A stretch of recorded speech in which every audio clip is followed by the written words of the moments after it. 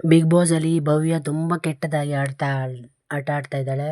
Last time big boss ಅವಳಿಗೆ ತುಂಬ support ಮಾಡ್ತಾ ಇದ್ದಾರೆ. ಅವಳು ನೋಡಿ ಬಾಲು ಅದು ಯಾವುದೋ ಬಾಲನ್ನು ಎತ್ತುಕೊಂಡು ಕ್ಯಾಪ್ಟನ್ ಆದ್ಲು. ಆದರೂ ಬಿಗ್ ಬಾಸ್ ಸುಮ್ಮನೆ ಇದ್ದರು. ಅವಳನ್ನು ಕ್ಯಾಪ್ಟನ್ಸಿಯಿಂದ ಹೊರಗಡೆ ತಳ್ಳಲಿಲ್ಲ. ಕ್ಯಾಪ್ಟನ್ ರೂಮಿಂದ ಈ ಕಡೆ ತಳ್ಳಲಿಲ್ಲ. ವರ್ತೂರು ಸಂತೋಷ್ಗಾದರೆ ಏನೋ ತಪ್ಪಾಗಿದ್ದು, ಅದು ವರ್ತೂರು ಸಂತೋಷ್ ಮಾಡಿರೋದಲ್ಲ, ವಿನಯ್ ಮಾಡಿರೋದು. ಆದರೆ ವರ್ತೂರು ಸಂತೋಷ್ ಗೊತ್ತಿದ್ದೂ ಅವರು ಹೋಗಿದ್ದಕ್ಕೆ ಅದನ್ನು ಇದು ಮಾಡಿದ್ರು. ಆಮೇಲೆ ಅವಳು ಹನುಮಂತನಿಗೆ ಹೊಡೆದ್ಲು. ಜಗದೀಶ್ ಅವರಿಗೆ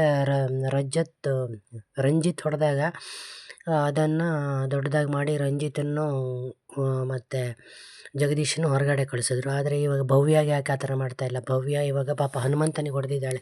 ಹನುಮಂತ ಒಳ್ಳೆ ಹುಡುಗ, ಬಡವ್ರ ಹುಡುಗ, ಹಳ್ಳಿಯಿಂದ ಬಂದವನು ಅಂತ ಹೊಡಿತಾಳ.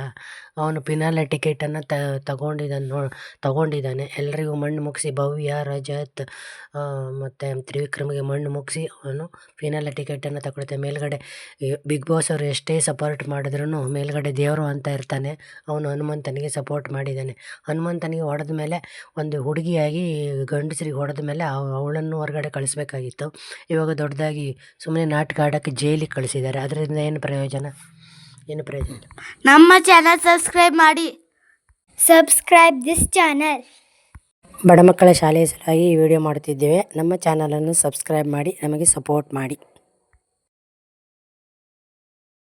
ಅವಳು ಎಲ್ಲ ತಪ್ಪಾಡ್ತಾಳೆ.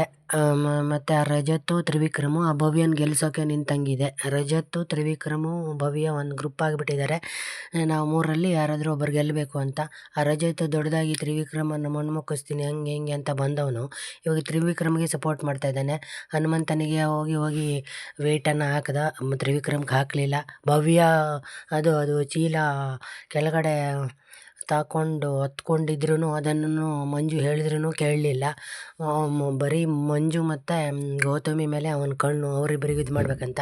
ಆದರೆ ಈ ಥರ ಗೌತಮಿ ಹೇಳ್ತಾಳೆ. ನಿನ್ನೆ ಏನೋ ಸುದೀಪ್ ಅವ್ರು ಹೇಳಿದ್ರೆ ಈ ಥರ ಗೌತಮಿ ಹೇಳ್ತಾವಳು. ಆ ಗೌತಮಿನೇ ಸರಿ ಇಲ್ಲ ಅಂತಾನೆ. ಗೌತಮಿ ತುಂಬ ಒಳ್ಳೆ ಹುಡುಗಿ, ಅವಳು ಸುಸಂಸ್ಕೃತಳು, ಒಂದು ಕೆಟ್ಟ ಮಾತಾಡಿಲ್ಲ, ಒಂದು ಜಗಳಗಳನ್ನೆಲ್ಲ ಇವ್ರ ಥರ ಅತಿರೇಕವಾಗಿ ಆಡಿಲ್ಲ ಅವಳು.